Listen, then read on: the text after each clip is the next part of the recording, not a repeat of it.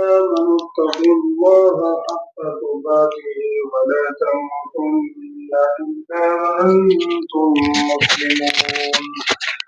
يا أيها الناس اتقوا ربكم الذي خلقكم من نفس واحدة وخلق منها زوجها وبث منهما رجالا كثيرا ونساء واتقوا الله الذي تساءلون به والأرحام إن الله كان عليكم رقيبا. يا أيها الذين آمنوا اتقوا الله وقولوا قولا سديدا يصلح لكم أعمالكم ويغفر لكم ذنوبكم ومن يطع الله ورسوله فقد فاز فوزا عظيما. أما بعد فإن خير الحديث كتاب الله وخير الهدي هدي محمد صلى الله عليه وسلم وإن شر الأمور محدثاتها وكل محدثة بدعة وكل بدعة ضلالة وكل ضلالة في النار. أعوذ بالله السميع العليم من الشيطان الرجيم.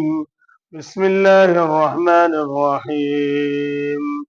يا أيها الناس إنا خلقناكم من ذكر وأنثى وجعلناكم شعوبا وقبائل لتعارفوا إن أكرمكم عند الله أتقاكم.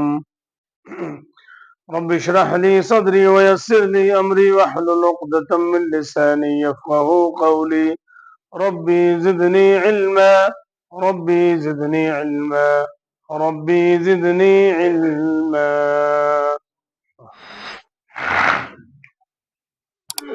تمام قسم کی تعریف و توصیف حمد و ثنا وصلی اللہ وحدہ لا شریک کے لیے ہے، جس نے ایام حج اور عشرہ ذی الحجہ جیسی عظیم نعمت ہمیں اور آپ کو میسر کی۔ بعدہ درود و سلام نازل ہو تمام انبیاء کرام کے اوپر، خصوصاً نبی آخر الزماں نبی الرحمہ جناب محمد رسول اللہ صلی اللہ علیہ وسلم پر۔ معزز سامعین و حاضرین جمعہ، بات چل رہی تھی کہ حج انسان کو کیا سکھاتا ہے، خصوصاً حج کرنے والا حاجی ایام حج میں کیا کچھ سیکھتا ہے۔ پچھلے ہفتے میں نے ذکر کیا تھا کہ زندگی کے لمحات کے اوپر اگر غور کریں تو انسان کی زندگی کے پیدائش کے مقصد سے لے کر اس کی موت اور موت کے بعد تک کی تمام چیزیں ان 5 دنوں کے اندر ایک حاجی سیکھ لیتا ہے۔ وہ ایام جو انسان پوری زندگی کبھی کبھار نہیں سیکھ پاتا، 50 سال 60 سال 70 سال کی زندگی ہماری اور آپ کی گزر جاتی ہے، جو ہم اپنے ملک میں رہتے ہوئے 60 سے 70 سال کی زندگی گزارنے کے باوجود نہیں سیکھ پاتے، وہ تمام چیزیں ہم ایام حج میں سیکھتے ہیں۔ لیکن کچھ بد نصیب ایسے لوگ بھی ہیں جو ایام حج میں جانے کے باوجود بھی کچھ نہیں سیکھ پاتے، اور اللہ کی قسم ایسے لوگ انتہائی بد نصیب لوگ ہیں، انتہائی اللہ رب العالمین کے نزدیک بدترین قسم کے لوگ ہیں، کیونکہ حج جن جن چیزوں کی اصلاح کرتا ہے، جن جن چیزوں کی دعوت دیتا ہے، اور جو چیزیں انسان کی زندگی میں حج بدلاؤ لاتا ہے، اگر کسی کی زندگی میں وہ چیزیں نہیں آئی تو سمجھ لیجئے کہ اس کے حج نے اس کو کوئی فائدہ نہیں پہنچایا۔ میں نے ذکر کیا تھا کہ سب سے پہلی چیز انسان کی زندگی میں حج جو سکھاتا ہے وہ ہے توحید۔ توحید اللہ رب العالمین کی عظیم نعمت ہے. دنیا کے اندر توحید سے بڑھ کر کوئی نعمت نہیں. ایک بندہ اللہ رب العالمین کا برگزیدہ ہو اور وحدت کا ثبوت دیتا ہو, اللہ رب العالمین کو تنے تنہا رب مانتا ہو, خالق مانتا ہو, رازق مانتا ہو, زمین و آسمان کے تمام معاملات کا مدبر مانتا ہو, اور تمام معاملات جس کے ہاتھ میں ہوں, موت اور زندگی کا مالک مانتا ہو, ہر قسم کی نعمت اور نقصان اور نفع کا مالک سمجھتا ہو, جس رب کے ہاتھ میں تمام چیزیں وہ سپرد کر کے اور اپنا رب اس رب العالمین کو تسلیم کر لے, گویا کہ وہ انسان اپنی پیدائش کے مقصد کو سمجھ گیا, گویا کہ وہ انسان رب العالمین کے رب ہونے کے حق کو ادا کرنے کی کوشش کر رہا ہے. اور جس انسان کو توحید جیسی نعمت میسر نہیں, گویا کہ وہ انسان عقل اور بصیرت ہونے کے باوجود اور آنکھ اور کان اور ناک اور تمام اعضاء اور جوارح کے سالم ہونے کے باوجود ایسا انسان اپنگ ہے, اپاہج ہے. اس لیے توحید ایک حاجی جب میقات سے احرام باندھتا ہے تو سب سے پہلے اس چیز کی گواہی دیتا ہے, لبیک اللہم لبیک, اللہ میں حاضر ہوں, اللہ میں گواہی دیتا ہوں, لا شریک لک, تیرے سوا کوئی معبود نہیں, ان الحمد والنعمہ, تمام قسم کی تعریفات اور تمام قسم کی نعمتیں صرف تیری طرف سے ہیں, لا شریک لک. پھر دوبارہ گواہی دیتا ہے کہ تیرا کوئی شریک نہیں. اور اب اس کے باوجود ایک حاجی جب یہ گواہی دیتا ہے اور آنے کے بعد یا جانے سے پہلے اگر وہ رب کے علاوہ کہیں مزاروں پر سجدہ کرے, کہیں وہ رب کے علاوہ کسی کو نفع و نقصان کا مالک سمجھے, کہیں وہ رب کے علاوہ کسی اور کو اولاد کے دینے پر قادر سمجھے, تو یاد رکھیں کہ ایسا حاجی اپنے حج میں سراسر فراڈ کر رہا ہے. اس کو حج کے معنی اور مفہوم کا کچھ نہیں پتا. حج کا بنیادی اور پہلا مقصد اس انسان کی زندگی سے غائب ہے. تو یہ تو ہے وہ پہلا نقطہ جو حج سے ایک حاجی سیکھتا ہے.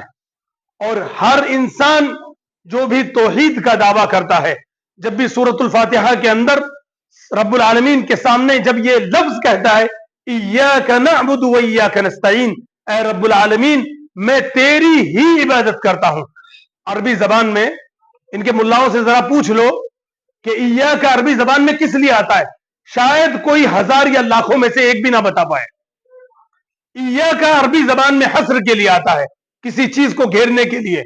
گویا کہ آپ رب العالمین کی ذات کے تعلق سے یہ محدود کر رہے ہیں, ایاک نعبد, اے رب العالمین ہم صرف تیری ہی عبادت کرتے ہیں, و ایاک نستعین, اور ہم تجھ سے ہی مدد چاہتے ہیں.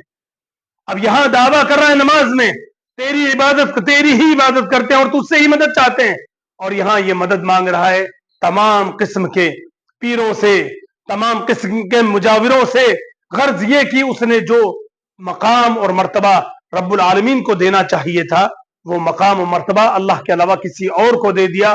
اور اس کے تعلق سے اللہ رب العالمین نے ارشاد فرمایا ان اللہ لا یغفر ان یشرک به ویغفر ما دون ذلک لمن یشاء. اللہ تعالیٰ ہر انسان کو بخش سکتا ہے سوائے مشرک کے, اگر وہ بغیر توبہ کے مر گیا. اور حاجی کی زندگی سے اگر وہ توحید کا مطلب نہیں سمجھا, اگر وہ وحدت کا مطلب نہیں سمجھا, اللہ کے رب ہونے کا مقصد نہیں سمجھا, تو سمجھ لیجئے ایسے حاجی کے حج کا کوئی فائدہ قطعا نہیں ہے. دوسرا اور اہم نقطہ کہ حاجی کو ایام حج میں سب سے پہلے جس چیز کا درس ملتا ہے وہ ہے مساوات کا درس. حج میں آدمی جو چیز سیکھتا ہے مساوات, برابری. آپ حج کے جتنے بھی ارکان لے لیں, آپ عرفات چلے جائیں, مزدلفہ چلے جائیں, مینا چلے جائیں, قربانی کے دن کو لے لیں اور صفا مروہ کو لے لیں, مطاف کو لے لیں. غرض یہ کہ ایام حج کے اندر حج کے تمام افعال کو ادا کرتے وقت ایک حاجی کو مساوات کا درس ملتا ہے, برابری کا درس ملتا ہے, ایکوالٹی کا درس ملتا ہے کہ یہ تمام چیزیں ایک حاجی کو, اگر وہ عرفات کا میدان ہے آپ کو بالکل ایک جگہ پر جمع ہونا ہے. اگر آپ کو عرفات سے اگر آپ نکل گئے اور آپ حاجیوں کے ساتھ جمع نہیں تو آپ کا حج نہیں ہو سکتا.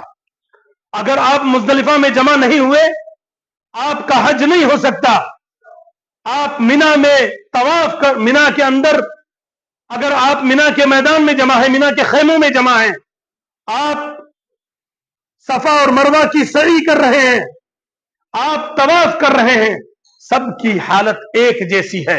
اور اسی رب العالمین نے اسی صفت کو بیان کرتے ہوئے فرمایا یا ایھا الناس انا خلقناکم من ذکر و انثی, اے لوگوں ہم نے تمہیں ایک مرد اور ایک عورت سے پیدا کیا, غرض یہ کہ تمہارا باپ ایک اور تمہاری ماں ایک. وجعلناکم شعوبا وقبائل لتعارفوا, تمہیں عہدوں میں تمہیں قبیلوں میں تمہیں قوموں میں تمہیں گروہوں میں تو اس لیے بانٹا ہے تاکہ تم پہچان سکو, اپنے آپ کو جان سکو, یہ فلاں کا بیٹا ہے, یہ فلاں کا باپ ہے, یہ دادا ہے, یہاں سے ان کی نسل شروع ہوئی ہے. اس تحقیق کے طور پر تمہیں قوم اور برادری کے اندر ہم نے بانٹا ہے. لیکن یاد رکھیں کہ قوم اور برادری کے اللہ کے نزدیک کوئی حیثیت نہیں. آج مسلمانوں کے اندر یہ زہر اور یہ ناسور اتنا سرایت کر چکا ہے کہ اللہ کا قانون ٹوٹتا ہے ٹوٹ جائے, اور برادری کا قانون نہیں ٹوٹنا چاہیے. مسلمانوں یاد رکھیں کہ اگر رب کے قانون کو تم نے توڑ ڈالا اور اپنی قوم اور برادری کے اس ڈر سے کہ قوم کے لوگ نیات کے باہر کر دیں گے, ذات کے باہر کر دیں گے, برادری سے نکال دیں گے, اور ہمارا کیا ہوگا, یاد رکھیں اگر یہ سوچ ہے آپ کی تو یاد رکھیں کہ قوم اور برادری کا جو بنانے والا رب ہے وہ تمہیں اسی قوم اور برادری میں ذلیل و رسوا کرنے کے اوپر بھی قادر ہے. کون سی برادری ایام حج میں دکھتی ہے؟ طواف کرتے وقت کون سی قوم دکھتی ہے سوائے ایک قوم کے کہ تمام لوگ اپنے آپ کو پہچانتے ہیں بطور مسلمان, تمام لوگ اپنے آپ کو پہچانتے ہیں بطور حاجی. یہ اس بات کی دلیل ہے ان اکرمکم عند اللہ اتقاکم, اللہ کے نزدیک اگر کسی کی اہمیت ہے تو وہ صرف اور صرف تقوی والے کی. کتنا بڑا ترم خاں آپ بھی دیکھتے ہوگے حج کے ایام میں یہاں سے جانے والے جو لوگ ہیں, بڑی بڑی سیلیبریٹی, بڑی بڑی شخصیتیں جن کے نام سے لوگ کانپتے ہیں اور جن کو لوگ دیکھ کر سلام کرتے ہیں, اللہ کی قسم ہم نے ایام حج میں ان کو دیکھا ہے, ایام حج میں ان کو کوئی نہیں پہچانتا کیونکہ وہاں پر ان کی کوئی حیثیت نہیں, کوئی ان کا مقام و مرتبہ نہیں. وہ چاہے دنیا کی نظر میں کتنے بھی معروف اور مشہور ہوں, ان کے اجازت کے بغیر دنیا میں شاید کوئی کام نہ ہوتا ہو, لیکن اللہ کے نزدیک ان کی کیا حیثیت ہے, عرفات کے میدان میں ان کی کیا حیثیت ہے, مینا میں کیا حیثیت ہے, مزدلفہ میں کیا حیثیت ہے, طواف کرتے وقت ان کو کیا کوئی وی آئی پی پروٹوکول دیا جاتا ہے, ان تمام چیزوں کی کوئی حیثیت نہیں ہے. یہ اس بات کی دلیل ہے کہ حج سے بہتر مساوات کا درس کوئی نہیں دے سکتا. ابھی ہمارے ملک کے اندر ایک کمبھ کا میلہ شروع ہوا, آپ کو معلوم ہے کتنے سالوں کے بعد ہوا, لیکن دنیا کے کسی مذہب کو لے لیں آپ, چاہے وہ ہندو دھرم ہو, چاہے وہ جینزم ہو, سکھزم ہو, بدھزم ہو, یا وہ عیسائی دھرم ہو یا نصارہ کا ہو, دنیا میں جتنے دھرم پائے جاتے ہوں ہر کوئی دھرم اس بات کا دعویٰ ضرور کرتا ہے کہ ہم انسانیت کی برابری کے لیے, ہمارے ملک کے اندر بھی نعرہ ہے سب کا ساتھ سب کا وکاس, لیکن اللہ کی قسم اگر آپ غور کریں گے تو آپ کو معلوم ہوگا کہ نہ کسی کا ساتھ ہے نہ کسی کا وکاس ہے, سوائے شخصیت پرستی کے کچھ اور نہیں ہے. عبادتوں کے اندر بھی وی آئی پی گھاٹ, یہاں جو لوگ اچھی شخصیتیں ہیں, جو لوگ وجہاں ہیں, جو لوگ لوگوں میں بڑے ہیں, ان کے لیے یہ عبادت خانہ ہے, ان کے لیے یہ لائن ہے, ان کے عبادت خانوں کے اندر اس تمام چیزوں کی حیثیت بنائی جاتی ہے. لیکن اللہ رب العالمین نے قرآن مجید کے اندر اس بات کی وضاحت کر دی کہ آپ کا مقام و مرتبہ اگر کسی بنیاد پر ہوگا تو وہ صرف اور صرف اسلام ہے اور تقوی اور پرہیزگاری کی بنیاد پر ہوگا. ان اکرمکم عند اللہ اتقاکم. مجھے ایک واقعہ یاد آ گیا, دلی میں جب ہم لوگ پڑھا کرتے تھے, ڈاکٹر اے پی جے ابو الکلام ایک مرتبہ فتح پوری کے دروازے سے نکل رہے تھے, جمعہ کا دن تھا, وہاں پر مسجد کے بھر جانے کے بعد ان کی خواہش ہوئی کہ نماز پڑھ لیں. جمعہ کا دن تھا, فتح پوری کی مسجد پوری بھر گئی, اور بھرنے کے بعد ڈاکٹر اے پی جے عبد الکلام کو جگہ ملی لوگوں کی چپلوں میں, لوگوں کی چپلوں میں ان کو جگہ ملی.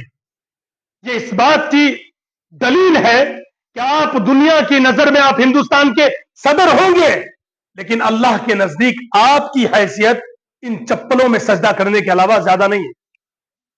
یہ مقام ہے اسلام کا, یہ مقام ہے مساوات کا. اس کے علاوہ اللہ کے نزدیک کسی کی کوئی حیثیت نہیں. آپ قوم کے بڑے ہوں گے, برادری کے بڑے ہوں گے. اللہ رب العالمین نے تو کہہ دیا ہے جعلناکم شعوبا وقبائل لتعارفوا, ہم نے تو تمہیں قوم و برادری میں صرف اس لیے بانٹا ہے کہ تم پہچان سکو اپنے آپ کو. اگر تمہیں ہمیں اپنے آپ سے پہچان کروانی ہے تو ان اکرمکم عند اللہ اتقاکم, تمہیں پہچاننا ہوگا کہ تمہارا تقوی کس گریڈ کا ہے, تم کس کیٹیگری کے ہو اللہ کے نزدیک. اگر تم اللہ کے نزدیک ہائی بننا چاہتے ہو تو پھر تمہیں دنیا کی پرواہ چھوڑنی ہوگی. یہ اس بات کی دلیل ہے. تیسرا اور ایک اہم نقطہ جو حج کے ایام میں حاجی سیکھتا ہے وہ ہے نعمت کی شکر گزاری. ایک حاجی کو ایام حج میں نعمتوں کا احساس ہوتا ہے کہ نعمت کون سی چیز ہے, کس کو کہتے ہیں نعمت. اور دو قسم کی نعمتوں کا تو حاجی کو خاص طور سے احساس ہوتا ہے, ایک تو پیسہ اور دوسرا صحت. پیسے کی ویلیو کیا ہے اور پیسے کی حیثیت کیا ہے, جو یہاں پر بڑے دھڑلے سے اور لاکھوں روپے انسان لمحے میں خرچ کر دیتا ہے, انسان کو وہاں جانے کے بعد پیسے کی اہمیت سمجھ میں آتی ہے. اسی لیے حاجی اکثر کنجوسی کرتا ہے. اور صحت, کتنے لوگ جو اپنے آپ کو فٹ فاٹ سمجھتے ہیں, اپنے آپ کو باڈی بلڈر سمجھتے ہیں, اپنے آپ کا جن کا امیونٹی پاور اپنے آپ کو سب سے زیادہ طاقتور سمجھتے ہیں, ایام حج میں جب حاجی عرفات سے مینا اور مینا سے مزدلفہ, عرفات سے مزدلفہ, مزدلفہ سے مینا اور وہاں سے مکہ جب قدم در قدم چلتا ہے, اسے اپنی نعمت کا احساس ہوتا ہے کہ اللہ رب العالمین نے اگر اسے چلنے پر قادر بنایا ہے, اگر وہ ان تمام ارکان کو اچھے ڈھنگ سے ادا کر پا رہا ہے, تو اسے یہ احساس ہوتا ہے کہ واقعتاً اللہ رب العالمین کا گراں قدر تحفہ, اللہ رب العالمین کی عظیم نعمت جو کتنے لوگوں کو میسر نہیں ہے, وہ اللہ رب العالمین نے صرف اور صرف اسے عطا کی ہے. وَفَضَّلَ كَثِيرًا مِّمَّنْ خَلَقَ تَفْضِيلًا, اللہ رب العالمین نے جتنی مخلوق پیدا کی ہے ان میں سے کتنے لوگ ایسے ہیں جن کے اوپر اللہ رب العالمین نے اس کو فوقیت دی ہے, اس کو برتر کیا ہے. اسی لیے اللہ رب العالمین نے قرآن مجید کے اندر ارشاد فرمایا کہ لوگوں نعمتوں کے اوپر شکر گزار بنو, کبھی کبھی سجدہ ریز ہو کر اپنی نعمتوں کے اوپر اللہ رب العالمین کا شکریہ ادا کر لیا کرو. ان شکرتم لازیدنکم, کیونکہ رب العالمین کا وعدہ ہے کہ اگر تم شکر گزار بنو گے تو میں تمہیں زیادہ عطا کروں گا. وَإِن كَفَرْتُمْ إِنَّ عَذَابِي لَشَدِيدٌ, اور اگر تم ناشکری کرو گے تو ہم تم سے نعمتیں چھین لیں گے. اور آج کتنے لوگ ایسے ہیں جن کے پاس سب کچھ ہوتے ہوئے بھی ان کے پاس کتنی چیزیں ان کو میسر نہیں ہیں. تمام چیزیں ہیں لیکن انسان استعمال نہیں کر پا رہا ہے. صحت ہے لیکن اس کے باوجود شکر گزاری نہیں ہے, نعمتیں ہیں شکر گزاری نہیں ہے. اللہ رب العالمین نے توفیق چھین رکھی ہے. ایام حج میں حاجی کو سمجھ میں آتا ہے کہ یہ صحت, یہ پیسہ, یہ تندرستی کتنی عظیم نعمت ہے. اور آج کتنے لوگ ایسے ہیں ہمارے معاشرے میں جو اس صحت جیسی عظیم نعمت کو اپنے ہاتھوں سے برباد کر رہے ہیں, اپنے ہاتھوں سے تباہ کر رہے ہیں. گٹکا کھا کر, بیڑی اور سگریٹ پی کر, شراب اور چرس اور گانجا اور افیم جیسی مہلک منشیات کا استعمال کر کے اپنی صحت کو تباہ اور برباد کر رہے ہیں خود اپنے ہاتھوں سے. اور اللہ رب العالمین کہہ رہا وَلَا تُلْقُوا بِأَيْدِيكُمْ إِلَى التَّهْلُكَةِ, لوگوں اپنے آپ کو اپنے ہاتھوں سے اپنے آپ کو ہلاک مت کرو. اس نعمت کو جو 2 قدم چلنے پر سانس پھول جاتا ہے, یہ ان لوگوں کا حال ہے جو گٹکا کھاتے ہیں, جو بیڑیاں پیتے ہیں, خود اپنے ہاتھوں سے اپنے پھیپڑوں کو خراب کر رہے ہیں. صحت عظیم نعمت ہے مسلمانوں. निअमतान फीहिमा मग़बूनुन कसीरुम मिनन नास। अल्लाह के नबी सल्लल्लाहु अलैहि वसल्लम की हदीस, दो किस्म की नेमतें ऐसी हैं कि जिसके अंदर बहुत कसरत से लोग लापरवाही का शिकार हैं। उनमें से पहली चीज है अस्सिहा, सेहत, तंदुरुस्ती। ये कितनी अजीम नेमत है अल्लाह रब्बुल आलमीन की। आपको इसका शायद यहां पे एहसास ना हो, कदम दर कदम गाड़ियों पे चलना, गाड़ियों में बैठकर, एसी में बैठकर, लेकिन वहां सारा वीआईपीपन खत्म हो जाता है। वहां जब इंसान चलता है और जब इंसान के फेफड़े जवाब दे जाएं, जब उसके अंदर 2 कदम चलने की ताकत ना हो, सारी ताकत का गुबार काफूर हो जाता है। इसलिए मुसलमानों, नेमतों के ऊपर शुक्रगुजार बनो और याद रखें कि गुटखा, पान, बीड़ी, सिगरेट ये कोई ऐसी चीज नहीं है जो आसानी से छूट जाए। अल्लाह रब्बुल आलमीन से तौफीक मांगे कि रब्बुल आलमीन तू हमें तौफीक दे दे। तौफीक के बगैर मुमकिन नहीं है। ये वो तीसरा नुक्ता है जो हाजी अय्याम हज में सीखता है कि नेमत किसको कहते हैं, सेहत क्या है, पैसा क्या है, और कई चीजों की नेमतों का उसको एहसास होता है। इसलिए इन चीजों के ऊपर गौर व फिक्र करना इंतहाई जरूरी है। चौथा और अहम नुक्ता, अय्याम हज में जो हाजी को नसीब होता है वहदत और इज्तिमाइयत। दुनिया के किसी भी खत्ते का इंसान हो, दुनिया के किसी भी खत्ते का मुसलमान हो, उसको एक जगह पर जमा होना है, उसको एक जगह पर आना है, चाहे वो अरफात का मैदान हो। हाजी, अल्लाह के नबी सल्लल्लाहु अलैहि वसल्लम से पूछा गया, या रसूल अल्लाह मल हज, मल हज या रसूल अल्लाह, अल्लाह के नबी हज क्या है? आपने क्या फरमाया? अल हज अरफा। आपने फरमाया कि हज अरफा है, यानी अरफात का जो मैदान है उसके अंदर हाजी को आकर के 9 जिलहिज्जा को सुन्नत के मुताबिक सूरज के तुलू होने के बाद, सूरज के तुलू होने से लेकर के और मगरिब सूरज के गुरूब होने तक हर हाजी को, कितना ही बड़ा तुर्रम खां क्यों ना हो, कितना ही बड़ा पैसे वाला क्यों ना हो, हत्ता के सऊदी अरब का बादशाह मलिक सलमान और उसका नाइब मोहम्मद बिन सलमान भी अगर हज करने के लिए आएंगे तो उन्हें भी उसी अरफा के मैदान की धूप को बर्दाश्त करना पड़ेगा। यह इक्वलिटी, यह इज्तिमाइयत दुनिया के किसी भी खत्ते का हो।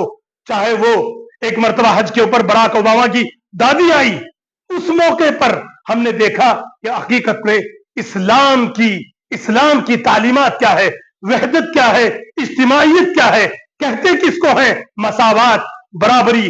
दुनिया का अजीम से अजीम इंसान, हर इंसान को अरफात के मैदान की धूप को बर्दाश्त करना है। अगर किसी इंसान ने मुज़दलिफा के अंदर रात नहीं गुजारी, उस इंसान का, उसने हज का एक वाजिब उससे छूट गया, उसके ऊपर दम वाजिब है। ये समझ लीजिए कि हज का रुकन उससे छूट रहा है। उसको भी, चाहे वो बादशाह हो, फकीर हो, अमीर हो, गरीब हो, जिस किस्म का हो, लूला लंगड़ा हो, सेहतमंद हो, तमाम के तमाम लोगों को मुज़दलिफा के अंदर रात का एक हिस्सा गुजारना। जितने भी किस्म के लोग हों, तवाफ के अंदर उनको खाने काबा का ही तवाफ करना है। ये नहीं कि ये वीआईपी कोटा है तो इनको हजरे अस्वद का बोसा लेने दिया जाएगा, ये गरीब है तो इसको हजरे अस्वद का बोसा इसको मैसर नहीं होगा।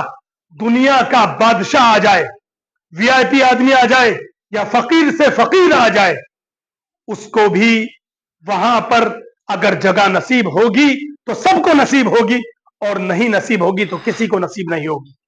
किसी शायर ने बड़ा खूबसूरत शेर कहा है इस्लाम के ताल्लुक से कि एक ही सफ में खड़े हो गए महमूद व अयाज, ना रहा बंदा कोई, ना कोई बंदा नवाज।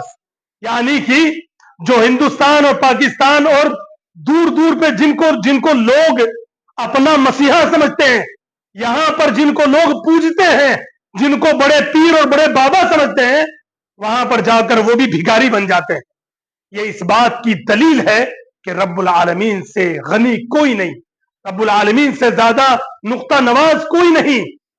जिनको आज हमने अपना मसीहा समझ रखा है, वो लोग भी वहां जाकर मांगते हैं, तो फिर भिखमंगों से क्यों मांगना? भिखारियों से कौन मांगता है?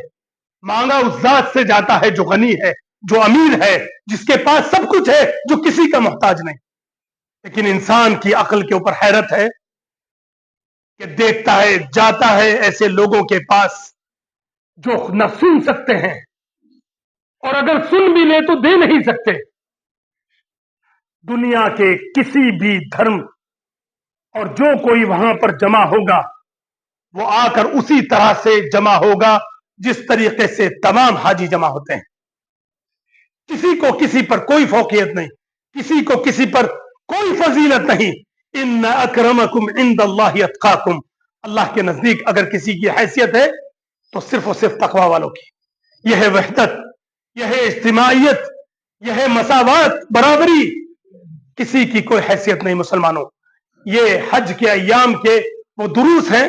بقیہ انشاءاللہ آئندہ خطبے کے اندر رب العالمین سے دعا ہے کہ رب العالمین تو ہمیں حج کے مقاصد کو سمجھنے کی توفیق عطا فرما.